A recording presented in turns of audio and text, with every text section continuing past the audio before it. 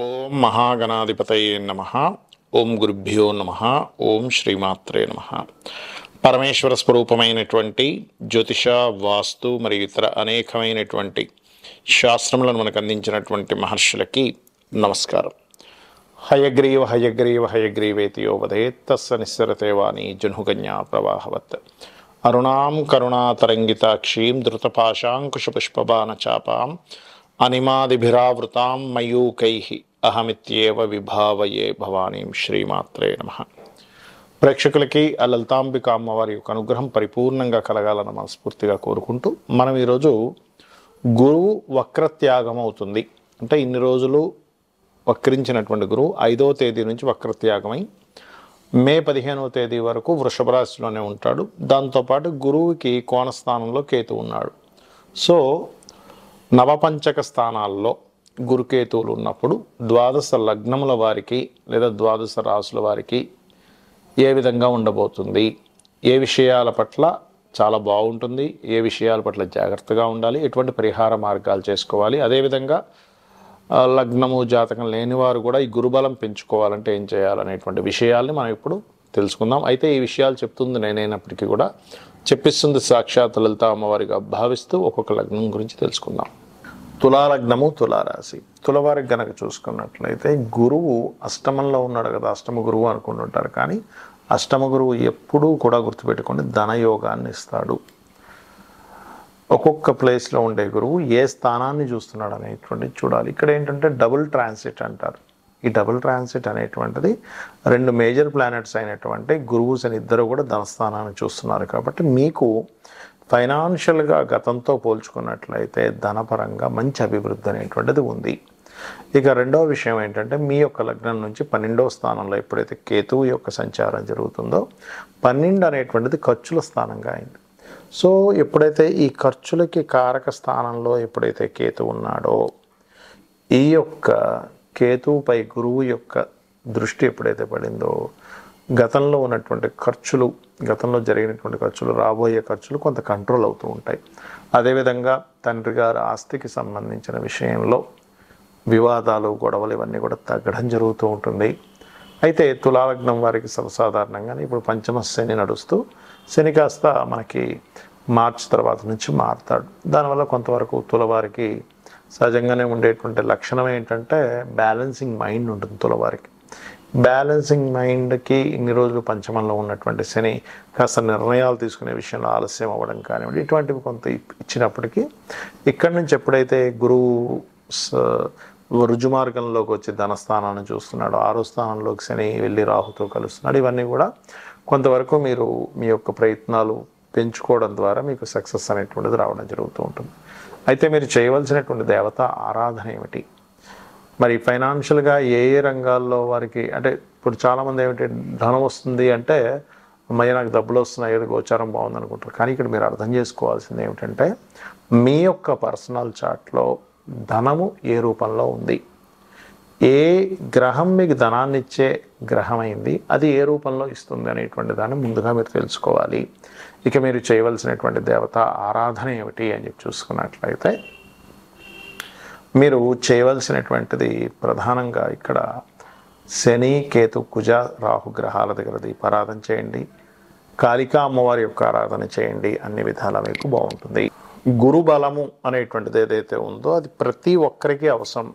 సర్వసాధారణంగా మీరు తీసుకున్నట్లయితే ఇప్పుడు మనకి సోలార్ సిస్టమ్ అంటారు. అంటే సూర్యుడి మధ్యలో ఉండి అన్ని గ్రహాలు భూమితో సహా గ్రహాలు సూర్యుడు చుట్టూ తిరిగే దాన్ని సోలార్ సిస్టమ్ అంటారు. మీరు గమనించినట్లయితే మనకు శాస్త్రాల్లో కూడా గురుబలం చాలా అవసరం అండి.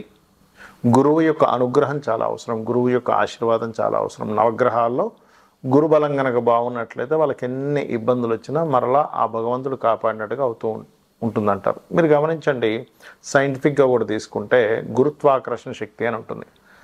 గురుగ్రహం కనుక లేకపోతే భూమి అంతమైపోతుంది.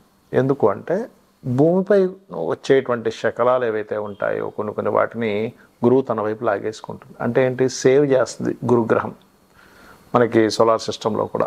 అలాగే నవగ్రహాల్లో గురుబలం బాగుంది ఎవరి జన్మ జాత చక్రంలో అయినా వాళ్ళకి అన్ని సమయానికి అవుతూ ఉంటాయి. గురుగ్రహం బాలేదు అప్పుడు ఏమవుతుందంటే అనవసరంగా ఏవైతే వీళ్ళకి ఇబ్బందులు రావాలో ఆ యొక్క ఇబ్బందులన్నీ కూడా రావడం స్టార్ట్ అవుతూ ఉంటుంది. అంటే ఇక్కడ ఏంటంటే గురువు ఎప్పుడు కూడా గుర్తుపెట్టుకోండి, జీవకారకుడు అంటారు. జీవకారకుడైనటువంటి గురువు ఎవరైతే ఉన్నారో అతను మంచి పొజిషన్లో ఉండడం ఒక ఎత్తు, మీ లగ్నానికి శుభుడో పాప అయ్యారా అనేటువంటిది ఒక ఎత్తు. మీ లగ్నానికి శుభుడు అయ్యారనుకోండి, మరింత ఎక్కువ శుభ ఫలితాలు వస్తాయి.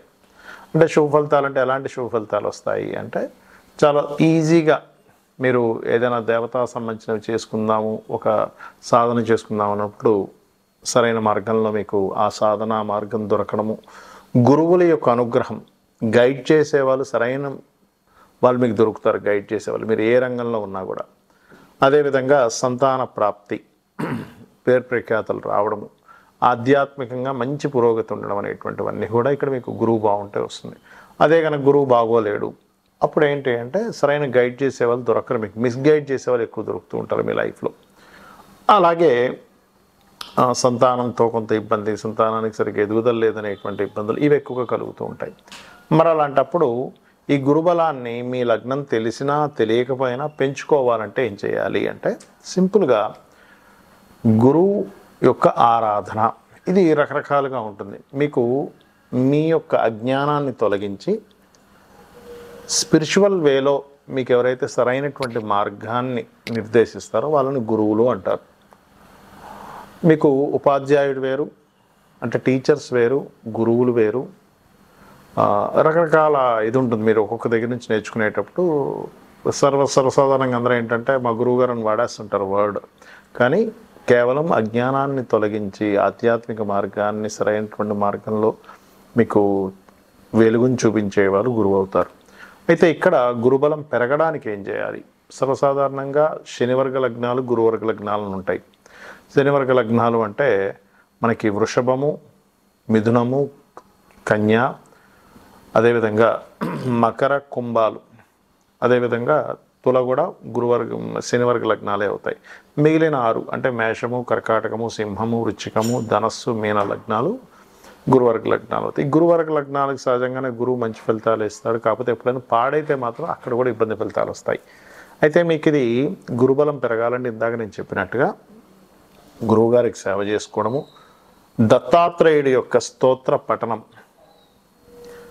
లేదా జయ గురుదత్త, శ్రీ గురుదత్త అనే నామస్మరణ, దిగంబర దిగంబర శ్రీ పాదవల్లభ దిగంబర అనేటువంటి నామస్మరణ, గోశాలకు వెళ్ళి గోవులకి చక్కగా అరటికాయలు, సన్నగా తురిమినటువంటి అరటికాయలని గోవులకు తినిపించండి, ఖచ్చితంగా గురుబలం వస్తుంది.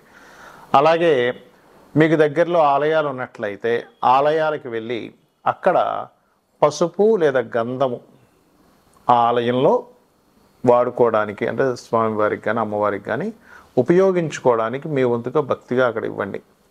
అలాగే ఇంట్లో కూడా నిత్యము గంధము చక్కగా అరగబామ ఆ గంధముతో పూజించండి, పుష్పము గంధం తీసుకొని పూజించండి, గురుబలం ఖచ్చితంగా పెరుగుతుంది. గురువుల్ని దూషించడం కానీ భక్తుల్ని దూషించడం కానీ చేస్తే ముఖ్యంగా గురు దోషం ఏర్పడుతుంది. కాబట్టి అటువంటి తప్పులు చేయకండి. గోవుల్ని కొట్టినా లేకపోతే గోవుల పట్ల ఒక రకమైనటువంటి ప్రవర్తన చేసినా సరే గురుబలం తగ్గుతుంది. దానివల్ల ఏమవుతుందంటే జన్మల అయిపోవడం అనేది కూడా ఉండదు. గురుబలం ఉంటేనే ఒక పర్టికులర్ ఒక టైంకి ఈ జన్మరాహిత్యం అనేటువంటి జరుగుతుంది. గురుబలం లేకపోతే జన్మరాహిత్యం కూడా జరగదు, గుర్తుపెట్టుకోండి. కాబట్టి ఇవి చేయండి. మీరు ఆ యొక్క గురువు యొక్క అనుగ్రహం పరిపూర్ణంగా పొందాలని మనస్ఫూర్తి కోరుకుంటూ శ్రీమాత్రే నమః.